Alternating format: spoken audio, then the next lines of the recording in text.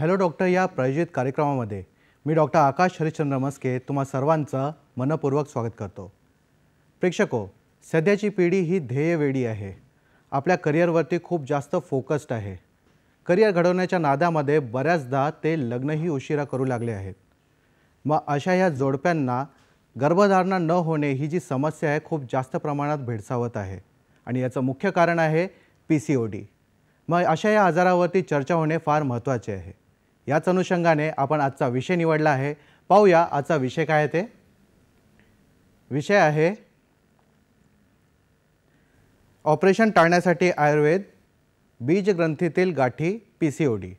विषय आहे ऑपरेशन टाळण्यासाठी आयुर्वेद, बीजग्रंथीतील गाठी PCOD। आणि या विषयावरती तज्ञ मार्गदर्शन व चर्चा करण्यासाठी आज आपल्यासोबत उपस्थित आहेत आयुर्वेदाचार्य, आयुर्विद्या पारंगत, राजवैद्य समीर गोविंद जमदग्नी सर। नमस्कार सर, आपल्या या कार्यक्रमामध्ये स्वागत आहे। नमस्कार। महाराष्ट्राला सुपरिचित असं व्यक्तिमत्व आहे सरांचं, तरीही नव्या असलेल्या प्रेक्षकांसाठी मी पुन्हा एकदा सरांची ओळख करून देतो। सर हे गेल्या 40 वर्षापासून पुणे व मुंबई येथे यशस्वी आयुर्वेदिक चिकित्सक म्हणून कार्यरत आहेत। श्री विश्ववती आयुर्वेदिक रुग्णालय कोल्हापूर तसेच Nargis Dutt memorial cancer hospital Barshi येथे सर प्रमुख चिकित्सक म्हणून काम करतात। कॅन्सर, हृदयरोग, क्रिटिकल इलनेसेस, वंध्यत्व, गतिमंदत्व, मतिमंदत्व, पर्सनॅलिटी डिसऑर्डर या व इतर आजारांवर उपचारांमध्ये त्यांनी विशेष प्रावीण्य मिळवले आहे।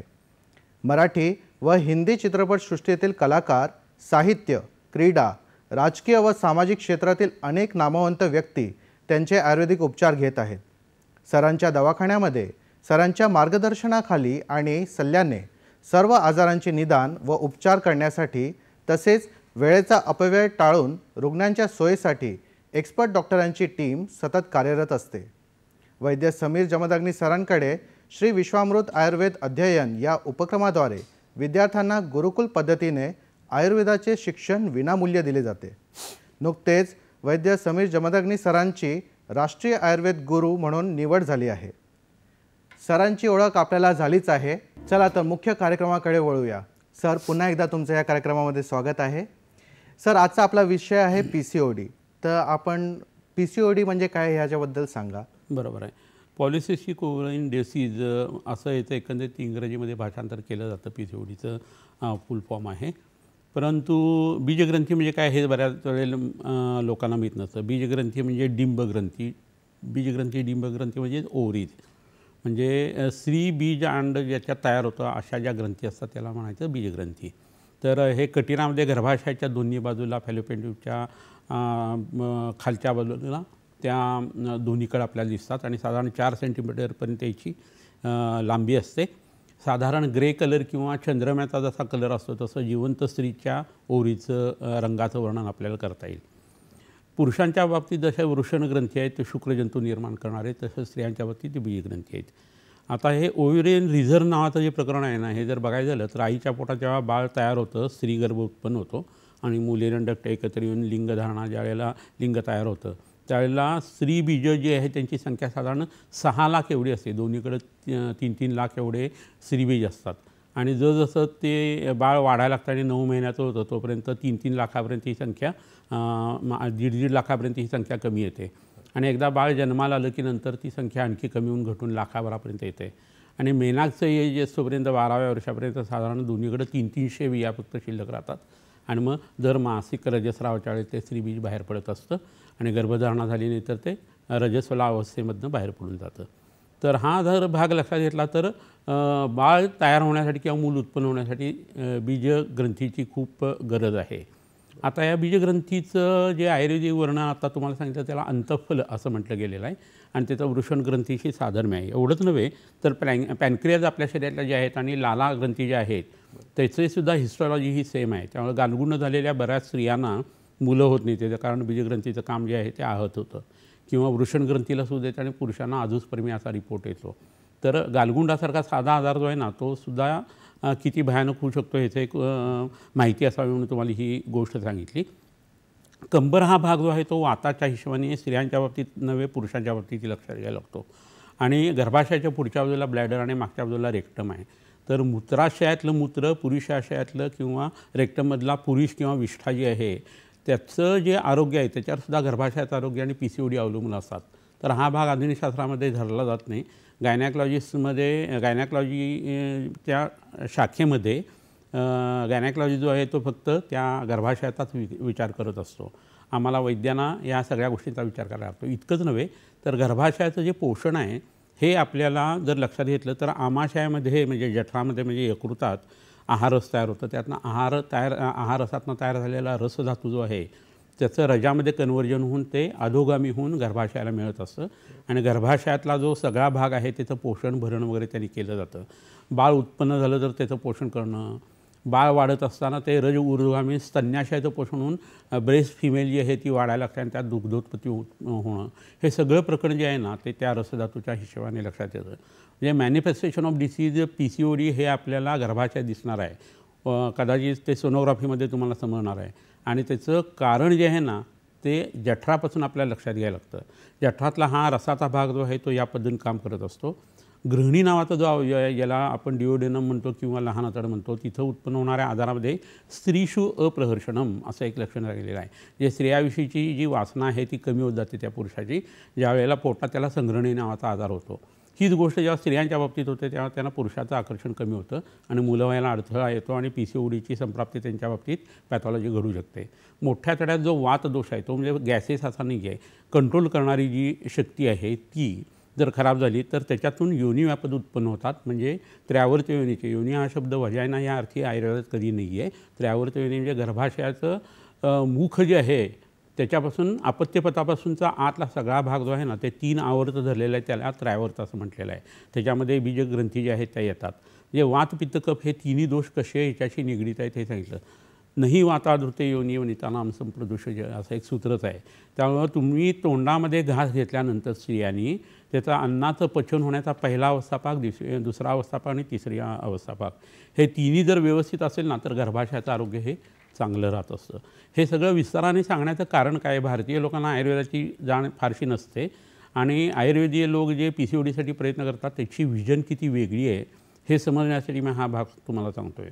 मुळावरती काम केलं तर जशी फळं आणि फुलं चांगली येतात ना तसं स्त्री जननेंद्रिय किंवा पुरुष जननेंद्रिय आणि स्त्री बीज वगैरे आहे हे काय आहे तर फुलं आणि फळं आहे ती. मग मूळ कुठं आहे तर ऊर्ध्वमूल आदक काय याने आपलं डोकं हे जे आहे ना ते आपलं मूळ आहे. प्राणोत्तर मूर्धगा असं म्हटलेलं आहे. आणि नासा ही शिरसो द्वारम तेन तद्व्यापद हंतितान असं जे म्हटलेलं आहे ते नाकामध्ये औषध घातल्यानंतर शिरावरती काम होतं, प्राणावरती होतं, प्राणाचं आपानावरती होतं. प्राण आणि आपण ही आत्मलिंग सांगितलेली आहेत आयुर्वेदामध्ये. हे जर लक्षात घेतलं तर नाकामध्ये औषध टाकणं, अंजन करणं, कानामध्ये औषध घालणं, चेहऱ्याला लेप करणं, नवे नवे डोक्याला लेप करणं, डोक्याला जळवा लावणं, तिथं विद्धकर्म करणं, अग्निकर्म करणं, हे सगळं प्रकरण जे आहे ते गर्भाशयाचं आरोग्य सुधारत असतं. पूर्वीच्या काळी पुंसवनी विधी नावाचा एक लग्नाच्या आधी विधी केला जायचा आणि दुर्वांचा रस नाकामध्ये टाकला जायचा. तर हा विधी त्याच्यासाठीच आहे की नाकामध्ये टाकलेल्या औषधाचा भाग जो आहे तो गर्भाशयावरती उपयोगी पडावा. त्यांनी बीजसंस्कार होतो, चांगलं बीज तयार होतं under the influence of medication आणि नंतर गर्भसंस्कार असतात. नंतर मग गर्भिणी अवस्थेमधली परिचर्या, नंतर सुतिका परिचर्या, इतका मोठा सगळा हा विषय असतो. तर बीजग्रंथीचं आरोग्य जर चांगलं राहत असेल तर तुम्हाला म्हणून ह्या सगळ्या गोष्टींचा विचार करणं महत्त्वाचं असतं. आता साधारण 22 ते 70% स्त्रियांना PCODचा त्रास कधी ना कधी जर होऊन गेलेला असतो किंवा असतो. 70% हे प्रकरण दिसत का नाही तर तपासण्या केल्या जात नाहीत बऱ्याच वेळेला आणि त्यामुळे हे प्रकरण जे आहे ते घडतं आहे असं जाणवत नाही लोकांना किंवा आहे असं जाणवत नाही. उशिरा जेवढी लग्न होतील ना त्यावेळेला तितका हा त्रास वाढतो. बीजग्रंथीमध्ये स्त्रीबीज उत्पन्न होण्याच्या ऐवजी ज्या वेळेला पाण्याने भरलेले सिस्ट उत्पन्न व्हायला लागतात आणि मोत्यासारखी माळ दिसायला लागते त्यावेळेला या बीजग्रंथींच्यामध्ये PCOD उत्पन्न झाल्या असं युजली म्हटलं जातं. आणि हे काय अयोग्य आहे का, अयोग्य हे नाही आहे. परंतु आधुनिक शास्त्राचा विचार जो आहे त्याच्यामध्ये काय होतं LH आणि FSH हे दोन जे हार्मोन्स असतात हेच कमी तयार व्हायला लागतात.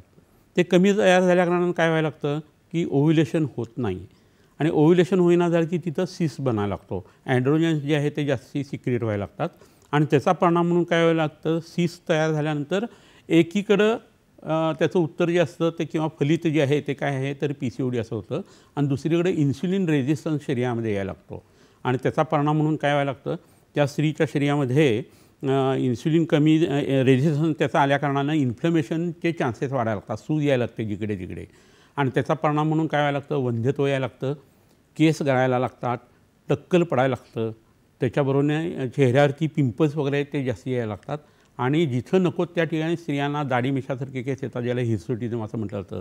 निपलच्या आजूबाजूला केस यायला लागतात, छातीवरती केस यायला लागतात, बेंबीची वरची जी लाईन आहे ती केसांची भरून यायला लागते, आणि मग काय व्हायला लागतं, त्याचं भावविश्व जे सेल्फ एस्टीम ज्याला म्हणतो ना आपण, त्या स्त्रीचा कमी व्हायला लागतो. कारण ह्याच्याबरोबर 5वीला पुजलेलं लक्षण असतं ते म्हणजे स्थौल्य, स्थूलपणा येतो, मान काळी पडते, नकलस्वरती काळेपणा, अंगारती केस, आणि मग त्या स्त्रीला स्वतःच्या विषयीचा जो आत्मविश्वास असतो ना तो कमी व्हायला लागतो, आणि त्याचा करिअरवरती परिणाम होतो. तर हे सगळं होत असताना ह्याचं कारण काय आहे हे जर बघितलं गेलं ना, तर त्याच्यामध्ये आपल्याला असं लक्षात येतं की आपण रजस्वला परिचर्या पाळत नसतो. म्हणजे 4 दिवस विटाळशी बसणं किंवा बाहेरचं बसणं ही जी आपली संस्कृती होती ना ती आपण विसरून गेलेलं आहे, आणि त्याचा परिणाम काय होतो, त्यावेळेला गर्भाशयातनं वुंडेड असतं, जखमी असतं.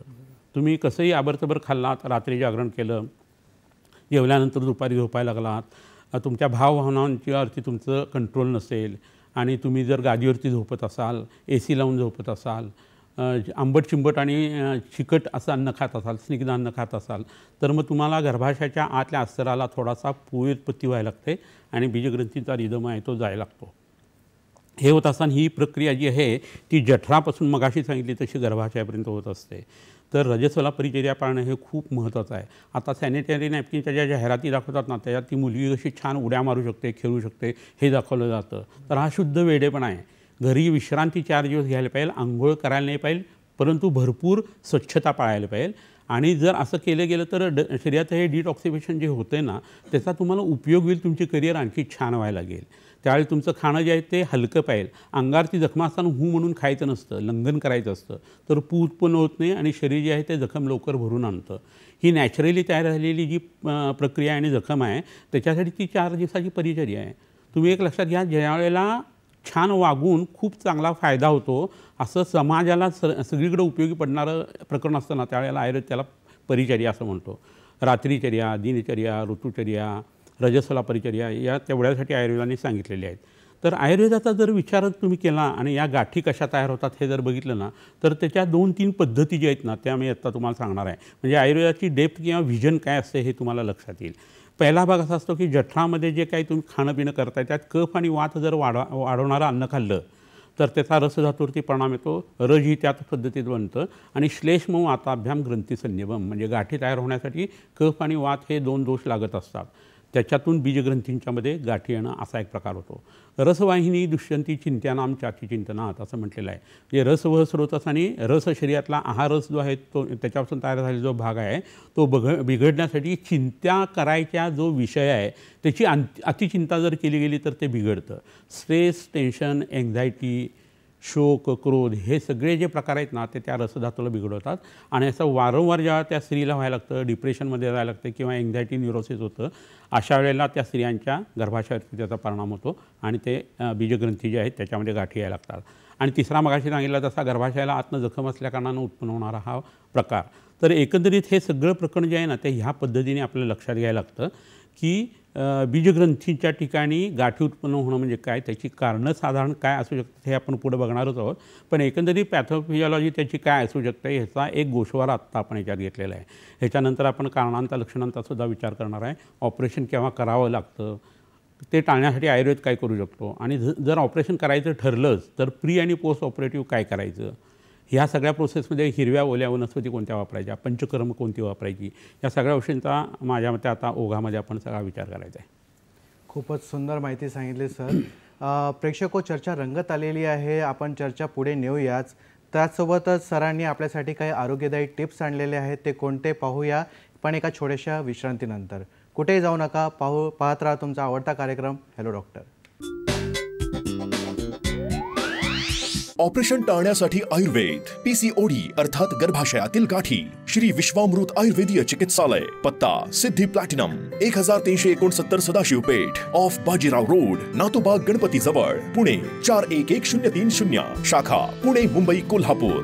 दूरध्वनी क्रमांक 8087732333, तसेच 7774919193 आणि 9595810727. ईमेल श्रीविश्वामृत@gmail.com. ऑपरेशन टाळण्यासाठी आयुर्वेद, PCOD अर्थात गर्भाशयातील गाठी, श्री विश्वामृत आयुर्वेदीय चिकित्सालय, पत्ता Siddhi platinum 1369 Sadashiv Peth off Bajirao road, Natobag Ganpati जवळ, पुणे 411030, शाखा पुणे, मुंबई, कोल्हापूर. दूरध्वनी क्रमांक 8087732333, तसेच 7774919193 आणि 9595810727. ईमेल श्रीविश्वामृत@gmail.com. ऑपरेशन टाळण्यासाठी आयुर्वेद, PCOD अर्थात गर्भाशयातील गाठी, श्री विश्वामृत आयुर्वेदीय चिकित्सालय, पत्ता Siddhi platinum 1369 Sadashiv Peth off Bajirao road, Natobag Ganpati जवळ, पुणे 411030, शाखा पुणे, मुंबई, कोल्हापूर. दूरध्वनी क्रमांक 8087732333, तसेच 7774919193 आणि 9595810727. ईमेल श्रीविश्वामृत@gmail.com. नंतर तुमचं पुन्हा स्वागत आहे. सरांनी आपल्यासाठी काही आरोग्यदायी टिप्स आणलेले आहेत. ते टिप्स कोणते पाहूया आपण. टिप नंबर 1, स्त्रियांच्या श्वेतप्रदरासाठी त्रिफळा आणि उंबराच्या सालीच्या काढ्याचा योनी धावण्यासाठी वापर करावा. नंतर विष्णू तेलाचा बोळा वापरावा. यासह रक्तवर्धक औषधे घ्यावीत. हा प्रयोग वैद्याच्या सल्ल्याने सलग 3 महिने करावा. टिप नंबर 2, कोणत्याही गाठींवर कच्च्या पपईचा चीक सकाळ संध्याकाळ लावावा. याने गाठी चांगल्या पद्धतीने कमी होतात. तर प्रेक्षको, ह्या सरांनी आरोग्यदायी टिप्स जे आणले आहेत त्याचा तुम्ही अवलंब करावा. तुमच्या आरोग्यासाठी नक्की फायदेशीर असणार आहे ते. सरांनी आपल्याला आता गर्भाशयातील जे गोष्टी सांगितल्या आहेत त्यामध्ये बीजग्रंथीमधले जे PCOD बद्दलची इन्फॉर्मेशन सांगितली आहे.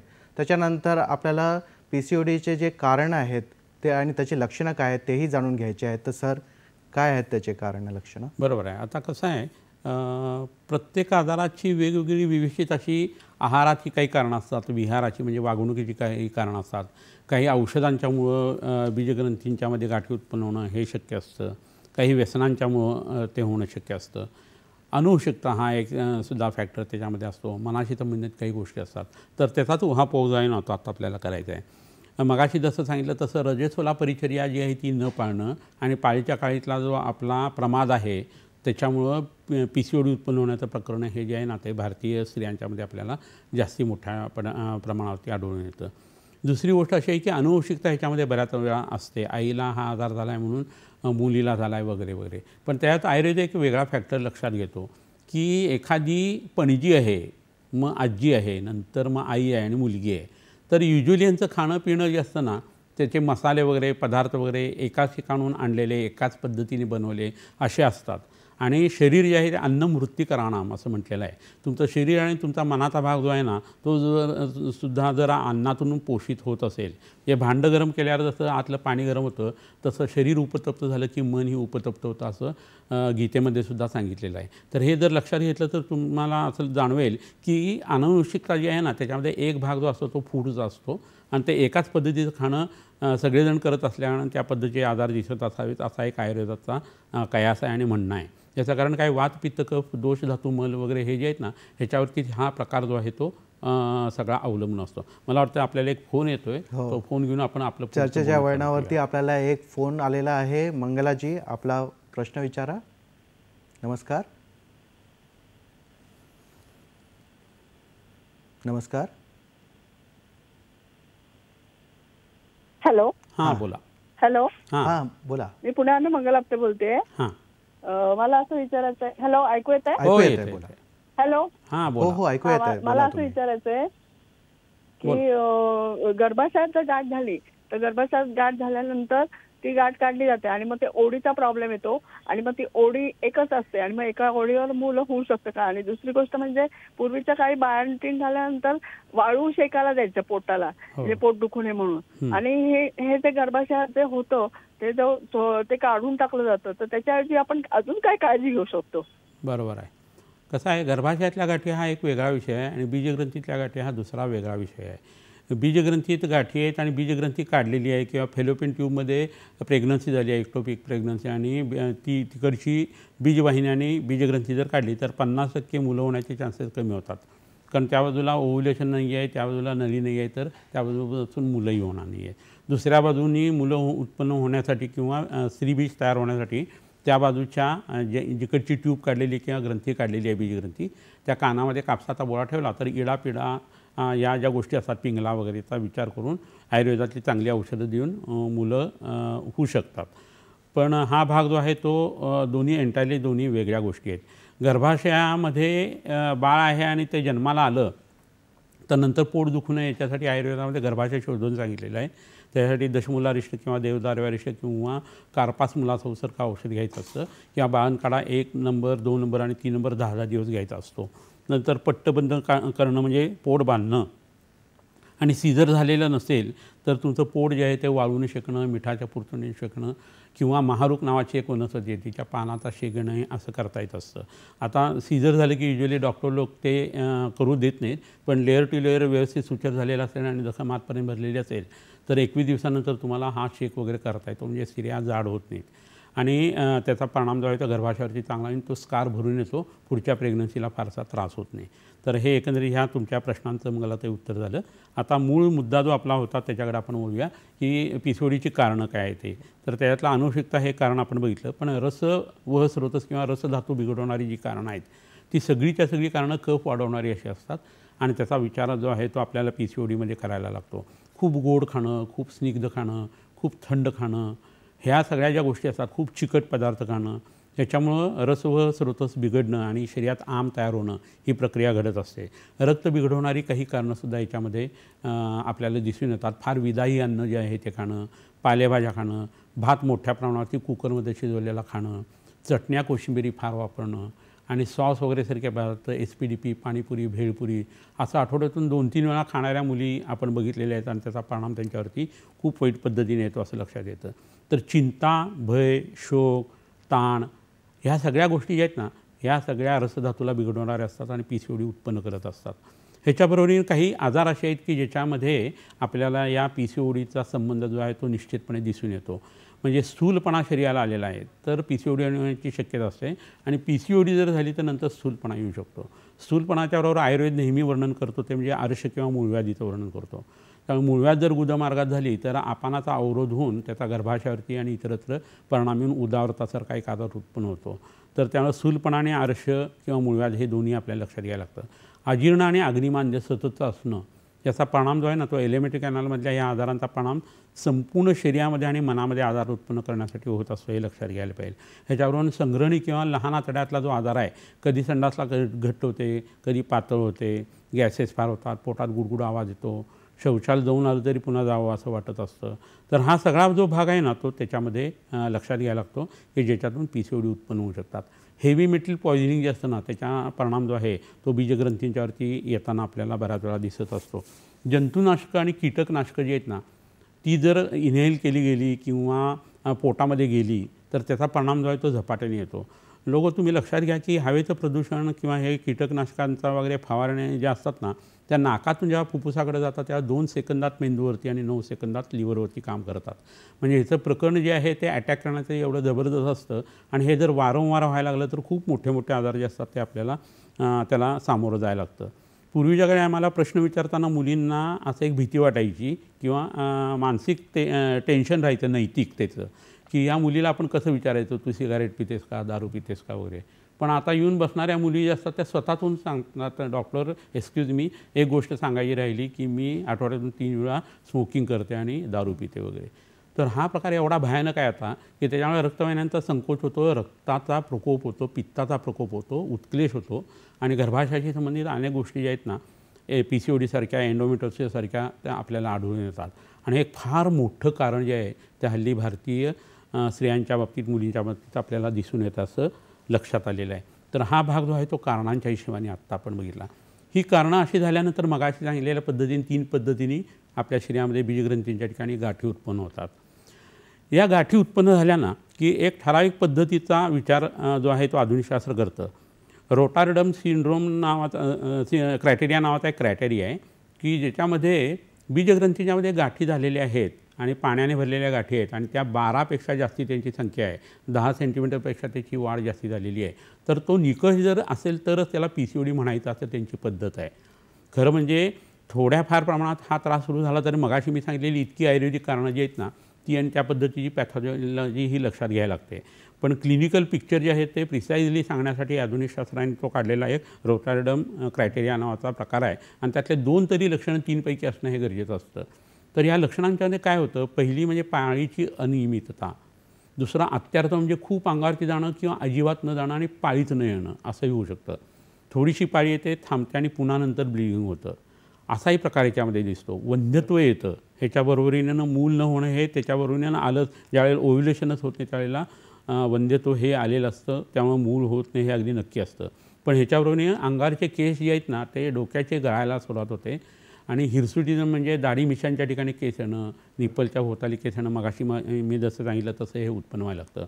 आणि ओव्हरऑल काय व्हायला लागतं, अँड्रोजन्स वाढल्या कारणाने शरीराला तेलकटपणा खूप येतो त्वचेला आणि त्याचा परिणाम म्हणून काय येतं, चेहऱ्यावरच्या ज्या सिबॅसिस ग्लँड्स आहेत त्या भरून जायला लागतात तेलाने आणि त्यांना मग बी अँथ्रॅक्स नावाचे एक व्हायरस जे असतात ते जंतूंच्यामुळं त्या ठिकाणी ॲक्नी किंवा फोड उत्पन्न व्हायला लागतात आणि त्याचा परिणाम म्हणून काय व्हायला लागतं, संपूर्ण चेहरा जो आहे तो खराब व्हायला लागतो.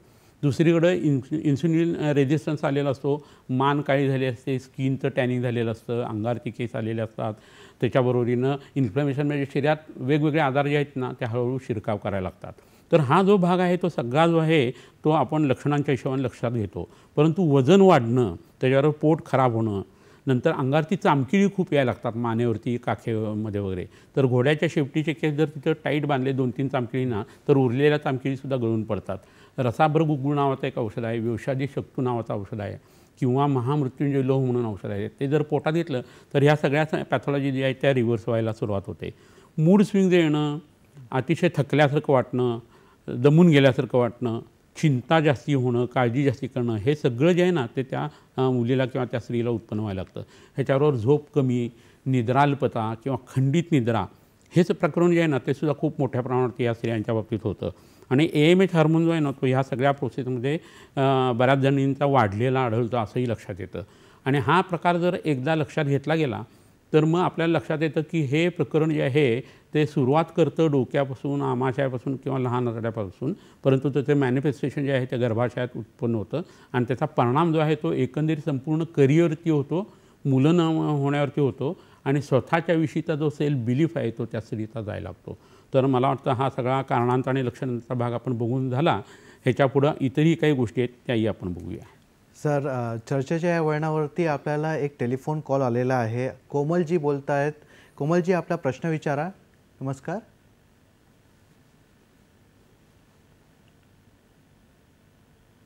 नमस्कार कोमलजी. Hello sir. हां बोला.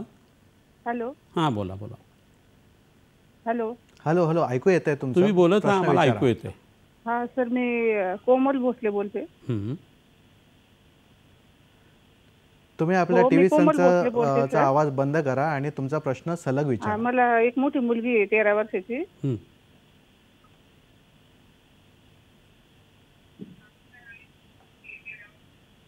आणि मी दुसऱ्यांदा प्रेग्नेन्सी आता राहिली होती. पण माझा प्रॉब्लेम काय आहे की मला 1.5 महिने झाले की थोडी ब्लिडिंग होती. तर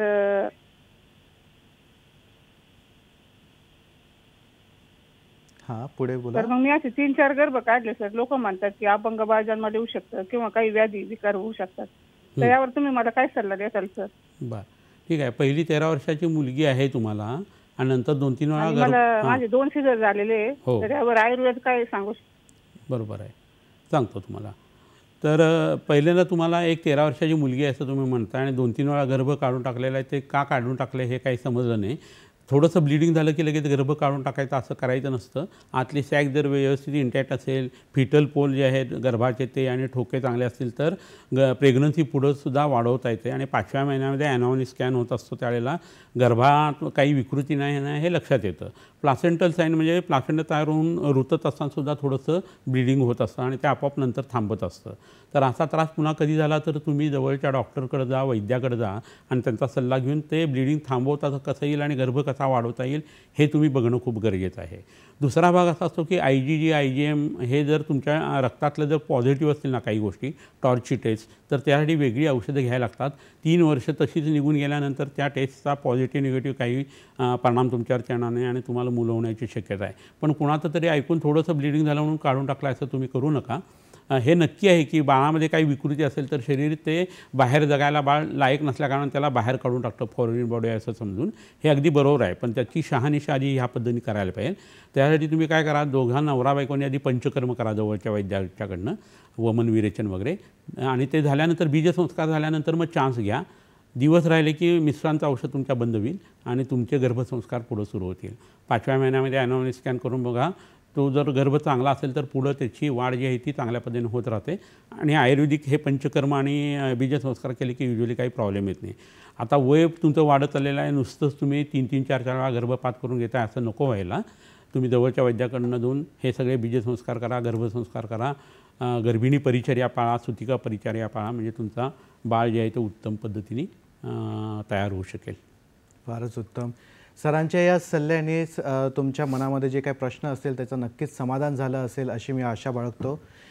सरांनी आपल्यासाठी आणखी काही आरोग्यदायी टिप्स आणलेले आहेत, ते कोणते पाहूया, पण एका छोट्याशा ब्रेकनंतर.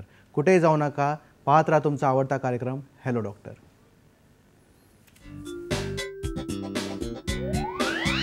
ऑपरेशन टाळण्यासाठी आयुर्वेद, PCOD अर्थात गर्भाशयातील गाठी, श्री विश्वामृत आयुर्वेदीय चिकित्सालय, पत्ता Siddhi platinum, 1369 Sadashivpeth, off Bajirao road, Natobag Ganpati जवळ, पुणे 411030, शाखा पुणे, मुंबई, कोल्हापूर. दूरध्वनी क्रमांक 8087732333, तसेच 7774919193 आणि 959591 0727. Email shriviswamrut@gmail.com. ऑपरेशन टाळण्यासाठी आयुर्वेद, PCOD अर्थात गर्भाशयातील गाठी, श्री विश्वामृत आयुर्वेदीय चिकित्सालय, पत्ता Siddhi platinum, 1369 Sadashivpeth, off Bajirao road, Natobag Ganpati जवळ, पुणे 411030, शाखा पुणे, मुंबई, कोल्हापूर.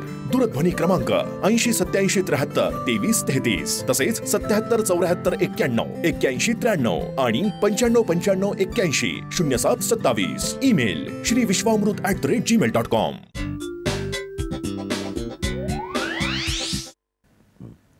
तर ब्रेकनंतर तुमचा पुन्हा स्वागत आहे. सरांनी आपल्यासाठी आणखी काही आरोग्यदायी टिप्स आणलेले आहेत, ते कोणते आहेत पाहूया. Tip number 3. अंगावरील दूध वाढण्यासाठी पपईच्या कच्च्या फळांच्या मुगाच्या डाळीत तयार केलेली भजी 7 दिवस जेवणात घ्यावी, याने दूध भरपूर वाढते. Tip number 4. छातीत उत्पन्न होणारे कफाचे सर्व विकार बरे होण्यासाठी 10 ग्रॅम मेथी दाणा चूर्ण आणि 4 कप पाणी याचा काढा करून 1 कप उरवावा. त्यामध्ये 1 चमचा मध घालून दररोज सकाळी रिकाम्या पोटी घ्यावा. हा प्रयोग 30 दिवस करावा. तर सरांनी आपल्यासाठी जे आरोग्यदायी टिप्स आणलेले आहेत त्याचा तुम्ही अवलंब करावा अशी मी आशा बाळगतो. सर, आपला आजचा विषय PCOD बद्दलचा आहे आणि आपण त्याच्याबद्दलची भरपूर माहितीही घेतलेली आहे. आता आपला जो मेन मुद्दा आहे ते म्हणजे ऑपरेशन टाळण्यासाठी आयुर्वेद. तर PCODमध्ये त्याचा कसा वापर करता येईल? बरोबर आहे. कसं आहे, त्याच्यासाठी आपल्याला पहिले हे लक्षात घ्यायला पाहिजे की ऑपरेशनची गरज केव्हा पडते आणि ऑपरेशन केव्हा करावंच लागतं. बरोबर. तर हे आधुनिक शास्त्रानुसार ठरलेल्या ज्या गोष्टी आहेत त्या आपण पहिले लक्षात घेऊ आणि त्यावेळेला मग आयुर्वेद काय करू शकतो हे बघून ऑपरेशन जर करायलाच लागलं तर त्याचं प्री ऑपरेटिव्ह आणि पोस्ट ऑपरेटिव्ह काय करायचं ह्याचाही विचार जो आहे ना तो आपण करणं योग्य ठरणार आहे. तर पहिली बाब अशी आहे की वंध्यत्व आहे आणि सगळी औषधं जून झालेली आहेत आणि PCOD कशानेच बऱ्या होत नाही आहेत. तर मग बीजग्रंथीला चांगलं करण्यासाठी सर्जिकल जे काही फायद्याचं प्रकरण असेल ते करणं हे खूप गरजेचं असतं. अशा वेळेला एकदा तुम्हाला ऑपरेशनचा विचार करावा लागतो असं आधुनिक शास्त्र म्हणतं. सीस खूप मोठे असतील बीजग्रंथींच्या मधले आणि त्याच्यामुळं जबरदस्त वेदना होत असतील, म्हणजे एक तर आकार जास्ती असेल किंवा त्याचा वेदना हा जर परिणाम येत असेल तर त्या आणि कोणत्याही औषधाला ते रिस्पॉन्ड करत नसेल तर तुम्हाला ऑपरेशनचा विचार करायला लागतो. बऱ्याच वेळा हे सीस इतके मोठे वाटतात की ते टॉर्शन होतं त्याचं आणि त्या पीळ पडल्यासारखा होतो आणि मग जबरदस्त वेदना उत्पन्न होतात त्यात. तर अशा वेळेलासुद्धा सर्जिकल गोष्टींचा विचार आपल्याला करायला लागतो. तो सिस्ट आहे आणि तो फुटला असेल किंवा हिमोरेजिक सिस्ट आहे आणि तो फुटला तर बऱ्याच वेळेला ऑपरेशनची पाळी जी आहे ना ती येऊ शकते. ह्याच्याबरोबरीने काय व्हायला लागतं, बीजग्रंथींच्यामध्ये समजा कॅन्सर झालेला आहे या PCODच्या बरोबरीनं, तर अशा वेळेला तुम्हाला ऑपरेशनचा विचार जो आहे ना तो सुद्धा करायला लागतो. त्यासाठी नो डाऊट आयुर्वेदिक औषधी असतात, परंतु त्यावेळेला युजली डॉक्टर लोक ह्याचा विचार करतात. सततचा तुमचा जो रक्तस्राव होतो आहे किंवा गर्भाशयातनं जे रक्त बाहेर पडतं आहे, रजस्राव होतो आहे, त्याच्यामुळे तुम्हाला उसंतच मिळत नाही. थोडे दिवस ब्लिडिंग झालं, 2-3 दिवस थांबलं, पुन्हा सुरू झालं, फाऊल स्वेलिंग किंवा घाण वासाचं ब्लिडिंग होती आहे, त्याच्या आधी आणि नंतर वाईट डिस्चार्जचा त्रास होतो आहे. असं जर सारखं व्हायला लागलं तर काय व्हायला लागतं, मनोदेश तर तुमचा विकृत होतो, म्हणजे हे काय चाललं आहे मला असं एक व्हायला लागतं.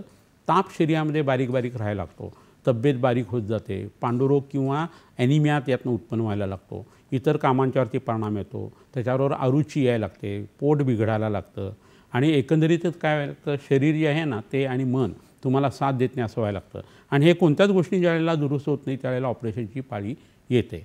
तर हे सगळं लक्षात घेतल्यानंतर तुमच्या असं लक्षात येईल की हा विचार आधुनिक शास्त्राच्या हिशोबाने अगदी बरोबर आहे. आणि काय चिकित्सा म्हणजे मेडिसिन जसं असतं तसं सर्जरी हा सुद्धा भाग आयुर्वेदातसुद्धा मानलेला आहे आणि तो करणं गरजेचं आहे.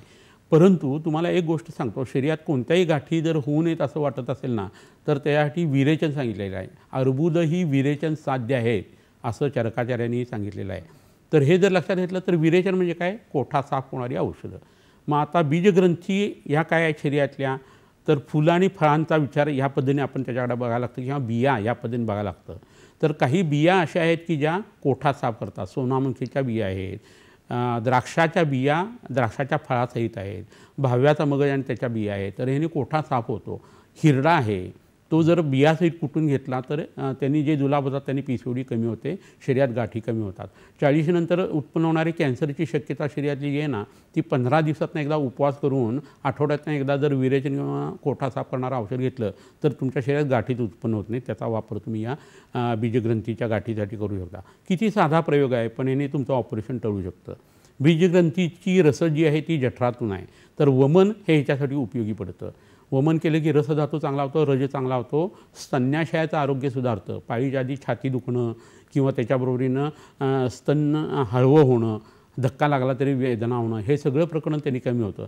स्तनांची नीट वाढ न होणं हे प्रकरणसुद्धा वमनाने आणि नंतर भ्रूण औषधं दिली किंवा पौष्टिक औषधं दिली तर हे प्रकरण घडत नाही. कारण स्तन्याशयामध्ये स्तन्य उत्पन्न होणं किंवा स्तनाची वाढ होणं हे प्रकरण जे आहे ना त्या गर्भाशयामध्ये गर्भ एकदा येऊन थांबला आणि तो वाढायला लागला की तिथलं रज जे आहे ते ऊर्ध्वगामी होतं आणि नंतर छातीची वाढ होते आणि तिथं दुधाची उत्पत्ती होते असं आयुर्वेद म्हणतो. म्हणजे गर्भाशयाचा आणि स्तन्याशयाचा हा संबंध लक्षात घ्यायला लागतो. स्तन्याशयावरती काही लेप दिले तर गर्भाशयाचं आरोग्य सुधारतं आणि PCOD कमी येत असतात. गृहिणी नावाचा जो आजार आहे आणि जो अवयव सांगितलेला आहे त्याची औषधं जर दिली गेली तर तुमच्या गर्भाशयाचं आरोग्य सुधारतं, PCOD कमी यायला सुरुवात होते. पुरुष किंवा मळ कसा असावा, पुरुष विरजनीय गण आहे, पुरुष विरेचनीय गण आहे, मूत्र विरजनीय गण आहे, मूत्र विरेचनीय गण आहे, हे वापरणं खूप गरजेचं आहे. पुढच्या बाजूला ब्लॅडर, मागच्या बाजूला रेक्टम आणि मध्ये गर्भाशय आहे. आपला शेजारी माणूस जर कोण गुंड असेल किंवा एखादा अतिरेकी प्रवृत्तीचा असेल तर आपलं मानसिक स्वास्थ्य किती बिघडतं. सेम तसंच आहे. अंड्यावरती कोंबडी बसून जसं अंडं उभवते उष्णतेने आणि नंतर त्यातनं ते बाळ जसं बाहेर येतं, कोंबडीचं पिल्लू ह्याच्याहून बाहेर येतं, तसंच मूत्राशयातल्या घटनेवरती आणि त्याच्या केमिस्ट्रीवरती आणि मलाशयातल्या उष्णतेवरती गर्भ जो आहे ना तो वाढणं हे ठरत असतं. म्हणजे गर्भ वाढताना मळाची कन्सिस्टन्सी कशी असायला पाहिजे हे ठरतं. आणि हे जर असेल तर तुम्हाला रेक्टमचा आणि ब्लॅडरचा आणि तिथल्या घटकांचा विचार करायला लागतो. हा विचार जो असतो तो आधुनिक शास्त्रामध्ये नसतो, हा वैद्याकडे असतो. 3.5 हाताच्या देहामध्ये प्रत्येक एका गोष्टीचा दुसऱ्या गोष्टीशी संबंध असतो, हे लक्षात घेऊन हे सगळं शास्त्र जे आहे ते तुम्हाला मी सांगतो आहे. तर अशा पद्धतीने जर विचार केला तर तुम्ही वमन, विरेचन, अंगाला तेल लावून पोटामध्ये औषध देऊन पोटातली घाण पचवून स्नेहनस्वेदन करणं, नस्य करून मेंदूचं आणि त्याच्याबरोबर आपानाचं आरोग्य जे आहे ते सुधारणं, पोटावरती लेप करणं, पोटावरती बोरांच्या बिया आणि रुईची पान ह्याचा जर शेक पत्रपोटलीस्वेद केला गेला तर या गाठी कमी व्हायला सुरुवात होते. महाबिल्व तेल किंवा बेलफळाच्या बियांचं तेल जे आहे ते बेली बटनमध्ये घालून रोज मसाज करणं हे याच्यासाठी उपयोगी पडतं. कमरेला लंबोसॅक्रल रिजन जो आहे, जिथनं गर्भाशयाला जाणाऱ्या नसा आहेत, रक्तवाहिन्या आहेत, लिम्फॅटिक ड्रेन आहे किंवा मज्जातंतू आहेत, त्याचं आरोग्य चांगलं होण्यासाठी संज्ञास्थापन गण आहे तो वापरणं. आणि ह्याच्याबरोबरीने मी मगाशी सांगितलं तसं रक्तमोक्षणाचा विचार जो आहे तो करणं, तिथं जलोका लावून तिथलं दूषित रक्त जे आहे ते काढणं, बस्तीचा वापर करून वाताचं शमन करणं, या सगळ्या जर गोष्टी तुम्ही करायला लागलात ना तर त्याचा परिणाम म्हणून काय व्हायला लागतं की बीजग्रंथीतल्या गाठी ज्या आहेत त्या हळूहळू कमी व्हायला सुरुवात होते. उत्तम पद्धतीने ओव्ह्युलेशन होणं ही प्रक्रिया त्यात घडत असते. नागार्जुनी नावाची एक वनस्पती आहे, त्याचा अर्क ह्याच्यासाठी खूप उपयोगी पडतो. कच्ची करवंद जी आहेत, आता पिकलेली करवंद तुम्ही खाल्ली असतील, ह्याच्या आधीचा जो भाग होता त्यात कच्ची करवंद असतात, ज्याच्यात पांढरा चीक असतो, त्याचं जर सेवन केलं गेलं सुंठीबरोबरती आणि सागरगोट्याबरोबरती तर बीजग्रंथीतल्या गाठी आहेत त्या झपाट्याने कमी व्हायला लागतात. ह्याच्याविषयीचे रिसर्चसुद्धा चाललेले आहेत आणि प्रत्येक स्त्री जी आहे ती वेगळी वेगळी आहे. पुरुषम विषय असं म्हटलेलं आहे आयुर्वेदात. प्रत्येकाचा वेगळा विचार करून त्या स्त्रीच्या शरीरात असलेले जे आजार आहेत त्याचा गर्भाशय असलेला संबंध किंवा बीजग्रंथीशी असलेले संबंध लक्षात घेऊन जर औषधं दिली गेली तर हे प्रकरण जे आहे ते निश्चितपणे चांगल्या पद्धतीने कमी करता येत असतं. तर हा ज्यावेळेला गर्भाशयातल्या बीजग्रंथींच्या ठिकाणी PCODचा आजार उत्पन्न होतो आणि डॉक्टर ज्यावेळी तुम्हाला हा सल्ला देतात की तुम्ही ऑपरेशन करून घ्या, ड्रिलिंग करून घ्या, त्यावेळी तुम्ही जवळच्या वैद्याकडे जा, त्याच्याकडनं हा सगळा भाग जो आहे तो समजावून घ्या. तुमचं केस टेकिंग पूर्ण झाल्यानंतर पंचकर्माचा वापर करा तर मोस्टली तुमचं 99% वेळा ऑपरेशन टाळण्याची शक्यता जास्ती आहे. आणि हे जर केलं गेलं तर ड्रिलिंग वगैरे करताना जो ओव्हरियन रिझर्व तुमचा कमी होतो तो सुद्धा होणार नाही आणि चांगलं स्त्रीबीज उत्पन्न होण्याची जी जबाबदारी असते ते वैद्य घेऊ शकतो, आयुर्वेद घेऊ शकतो आणि त्या पद्धतीने PCODचा त्रास जो आहे कमी होऊ शकतो. फारच छान माहिती दिली सर. तुम्ही PCOD कसं टाळावं, ऑपरेशन कसं टाळावं याबद्दल तुम्ही माहिती दिली आहे. सर, जर ऑपरेशन करायचं झालंच तर मग त्याच्यामध्ये पूर्वकर्म पश्चातकर्म असं काय आहे का? बरोबर आहे. कोणतीही ऑपरेशन जेव्हा आपण प्लॅन करून करतो ना तेव्हा आयुर्वेदाचा एक चांगला विचार तुम्हाला सांगतो. उन्हाळ्यामध्ये काय होतं, ग्रीष्म ऋतू वगैरे हे जे आहेत ना आत्ता येणारा वैशाख महिना वगैरे याच्यात निसर्ग आपल्या शरीरातली ताकद खेचून घेत असतो. याला आदान काळ असं म्हटलं जातं. आणि निसर्ग आपल्याला ताकद देणं ही प्रक्रिया विसर्ग काळामध्ये थंडीच्या दिवसात घडत असते. म्हणजे वर्षातून एकदा माणूस म्हातारा होत असतो आणि त्याच वेळेला निसर्ग वर्षातून एकदा तुम्हाला एक संधी देतो तरुण होण्याची.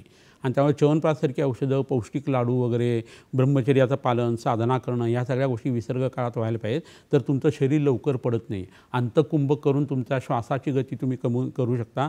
तुमचे श्वास जे ठरलेले आहेत ते जर तुम्ही लांब करायला सुरुवात केली आणि दीर्घ श्वसन करायला लागला तर तुमचं आयुष्य जे आहे ते आपोआप वाढायला लागतं. तर ह्या सगळ्या गोष्टीचा विचार जो आहे ना तो आयुर्वेदात खूप वेगळ्या पद्धतीने केला गेलेला असतो आणि त्याचा विचार कुठेतरी तुम्ही करणं गरजेचं आहे.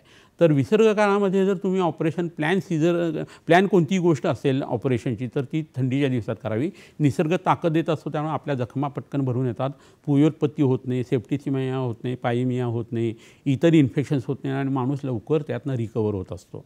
तर फॉरेन कंट्रीजमध्ये खूप वेळा थंडी असल्याकारणाने त्यातल्या लोकांची तब्येत चांगली असते, उफाड्या बांधायचे ते लोक असतात, रेड वाईन वगैरे पित असतात, इतर काही खाल्लं तर त्यांना प्रॉब्लेम येत नाही. पण आपण इथं उष्णकटिबंधामध्ये घामाने आपल्या शरीराची इतकी कायली होत असते की या सगळ्या गोष्टीचा आपल्याला विचार करायला लागतो. तर त्यामुळे विसर्ग काळात तुम्ही ऑपरेशन शक्यतो करा आणि ते करायच्या आधी काय करावं, ब्रह्मचर्याचं पालन करायला पाहिजे. संपूर्ण अंगाला रोज तेल लावायला पाहिजे, म्हणजे जखमा भरून येतात, शस्त्रांचे आघात जे आहेत ते सहन होतात, कॉम्प्लिकेशन्स येत नाहीत. आणि याच्यावरून त्रिफळा गुगुळ, कैशर गुगुळ, अमृता गुगुळ असे गुगुळ पोटात घ्यावेत. म्हणजे तुम्हाला अँटिबायोटिकचे शॉट जास्ती मारायला लागत नाहीत.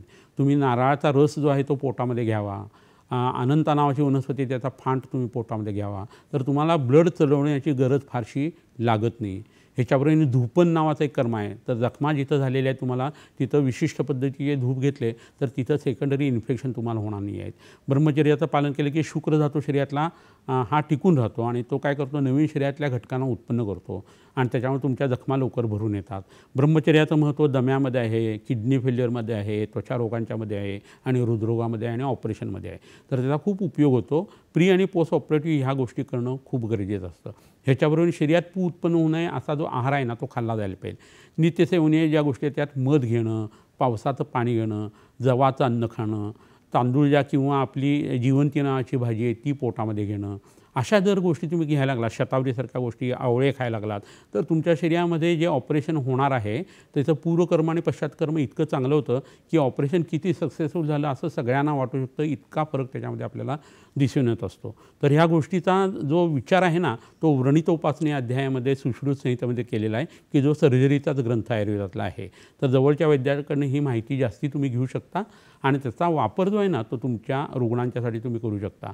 तुम्ही एक लक्षात घ्या की सोन्यामध्ये आपण इन्व्हेस्टमेंट करतो, जागेमध्ये करतो, फ्लॅटमध्ये करतो, पण आपण आपल्या तब्येतीमध्ये कधी इन्व्हेस्टमेंट करत नाही. तर तुम्ही ह्या पद्धतीनं चांगलं वागायला लागलात ना तर तुमची हेल्थमधली इन्व्हेस्टमेंट जी आहे ती सुरू होईल आणि घरच्या सगळ्या लोकांचं आरोग्य चांगलं राहणं म्हणजे काय चीज असते हे घरचे 2-3 लोक आजारी पडले किंवा एखादा माणूस गेला तर आपल्याला त्याचं महत्त्व कळतं. तर आजपासून तुम्ही आयुर्वेदाची ही तत्त्वं जी आहेत ना ती अंगीकारा, तर तुम्हाला शक्यतो आजारच होणार नाही आणि ऑपरेशनपर्यंतची त्याची पाळी जी आहे ना ती तरी ॲटलिस्ट येणार नाही. तर हा डोळसपणे करायचा विचार आहे. ह्याच्यामध्ये भीती घालणं हा प्रकार नाही आहे. आपल्याला आपल्या काही गोष्टीच माहीत नसतात भारतीयांच्या आणि त्या समजून जर घेतल्या तर त्याचा फायदा खूप होणार आहे.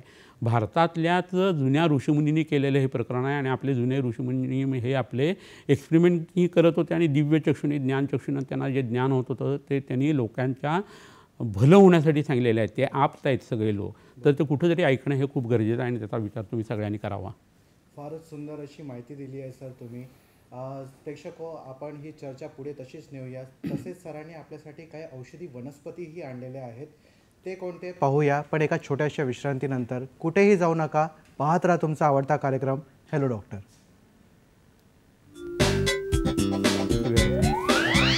ऑपरेशन टाळण्यासाठी आयुर्वेद, पीसीओडी अर्थात गर्भाशयातील गाठी, श्री विश्वामृत आयुर्वेदीय चिकित्सालय, पत्ता Siddhi platinum, 1369 Sadashiv Peth, off Bajirao road, Natobag Ganpati जवळ, पुणे 411030. शाखा पुणे, मुंबई, कोल्हापूर.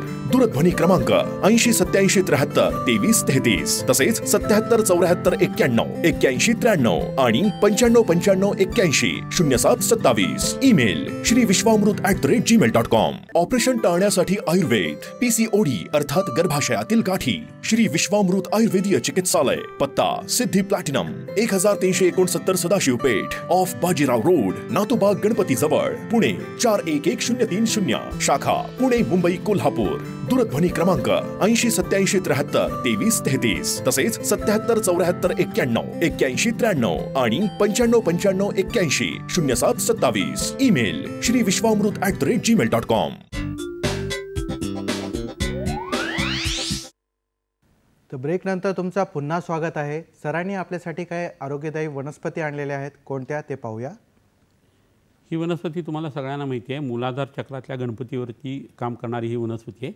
तर दुर्वा आहेत. या दुर्वांचा रस जर तुम्ही पोटामध्ये घेतला तर स्थूलपणा कमी येतो आणि त्याच्यावर जर पीसीओडी असतील तर त्याही याने कमी येतात. दुसरी वनस्पती इथं जी आहे ती या बिया आहे, त्याला सागरगोटे किंवा गजके असं म्हणतात मिरज सांगली बाजूला. आणि या गजग्यांचं चूर्ण जे आहे ते जर आपण सुंठीबरोबर आणि मुस्ता नावाच्या वनस्पतीबरोबर म्हणजे नागरमोथ्याबरोबर जर घेतलं तर पीसीओडीचा त्रास कमी होतो, स्थूलपणा कमी येतो, मूळव्याधीचा त्रास कमी होतो आणि मलावष्टंभ कमी येतो. तर ह्याचा एक वापर तुम्ही करून घेऊ शकता. आणखीन एक वनस्पती तुम्हाला इथं दाखवू शकतो मी, ती म्हणजे ही कांचनार नावाची वनस्पती आहे. कांचनार आणि कोविदार असे ह्याचे 2 प्रकार असतात. पांढरी फुलं आणि व्हायलेट कलरची फुलं असे 2 प्रकार ह्याच्यात असतात. या पानांचा रस आहे तो सकाळी संध्याकाळी सुंठीबरोबर जर घेतला तर स्थूलपणा कमी येतो, बीजग्रंथीतल्या गाठी कमी येतात आणि फायब्रॉईडचा त्रास जो आहे ना तो उत्तम पद्धतीने कमी येतो. आणखीन एक वनस्पती इथं आहे आणि ती म्हणजे वड. तर वडाची फळं किंवा उंबराची फळं जर तुम्ही सोलून खाल्ली तर तुमची भूक कमी होते. भूक कमी झाली तरी तुम्हाला अशक्तपणा येत नाही, शरीरातलं रक्त वाढतं आणि वजन कमी यायला सुरुवात होते, गर्भाशयाचं आरोग्य सुधारतं. अत्यार्थ म्हणजे खूप अंगावरती जात असेल तर ती गोष्टसुद्धा यांनी खूप चांगल्या पद्धतीने कमी येते. ह्याच्याबरोबरीनं एक गोष्ट इथं आहे ती म्हणजे सुवर्णशलाका. यांनी बेंबीच्या आसमंतामध्ये आणि डोक्यावरती जर विशिष्ट पॉईंटला जर अग्निकर्म केलं तर पीसीओडीचा त्रास कमी होण्यासाठी याचा उपयोग होतो. तर ह्या सगळ्या गोष्टीचा जवळच्या वैद्याच्याकडनं तुम्ही वापर करून घ्या आणि बीजग्रंथीसाठीची उत्तरं जी आहे ती आयुर्वेदाच्या पद्धतीने काढून घ्या. सर ते शेवटी मला एक प्रश्न विचारावा वाटतो, जे आजचे आधुनिक स्त्रिया आहेत जे बोलतात की पार्टी करतात वगैरे, यांच्यासाठी काय संदेश द्याल तुम्ही? सगळी पार्टी वगैरे करा पण 15 दिवसातनं एक उपवासही करत चला, सर्वांगासन करा, कपालभाती प्राणायाम करा आणि एक वेळा जेवायचा प्रयत्न करा, तर तुम्ही पार्टी एन्जॉय करू शकाल आणि तरी पीसीओडीपासून मुक्त होऊ शकाल. तर प्रेक्षक हो, सरांनी आपल्याला फार सोप्या पद्धतीमध्ये पीसीओडी या आजाराबद्दलची माहिती सांगितलेली आहे. तर तुम्हाला हे जे सरांसोबतच्या या चर्चेनंतर आजच्या या विषयाला अनुसरून तुमच्या मनात जे काही प्रश्न असतील त्यांचं नक्कीच समाधान झालं असेल अशी मी आशा बाळगतो. सर, आज आपण इथे आलात, आमच्या प्रेक्षकांच्या प्रश्नांची उत्तरं दिली, त्यांच्या मुलाचे मार्गदर्शनही केले. या सर्वासाठी मी प्रेक्षकांतर्फे आणि सह्याद्री वाहिनीतर्फे तुमचे आभार मानतो. धन्यवाद सर. नमस्कार. तर प्रेक्षको, तुम्हाला आजचा कार्यक्रम कसा वाटला नक्की कळवा आमच्या सोशल मीडिया वेबसाईट्सवर, जे आहे hellodoctor2026@gmail.com. आम्ही फेसबुक, यूट्यूब आणि एक्सवर सुद्धा उपस्थित आहोत. पुन्हा भेटूया एका नव्या विषयासह तुमच्या आवडत्या कार्यक्रमामध्ये, ज्याचं नाव आहे हॅलो डॉक्टर. तोपर्यंत स्वस्थ राहा, मस्त राहा, हसत राहा. धन्यवाद.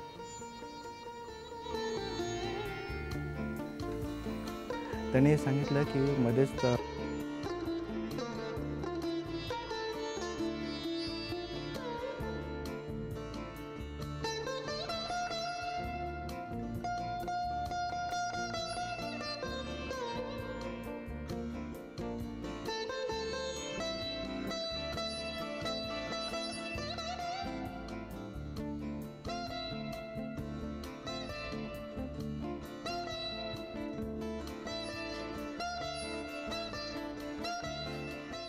ऑपरेशन टाळण्यासाठी आयुर्वेद, PCOD अर्थात गर्भाशयातील गाठी, श्री विश्वामृत आयुर्वेदीय चिकित्सालय, पत्ता Siddhi platinum, 1369 Sadashivpeth, off Bajirao road, Natobag Ganpati जवळ, पुणे 411030. शाखा पुणे, मुंबई, कोल्हापूर.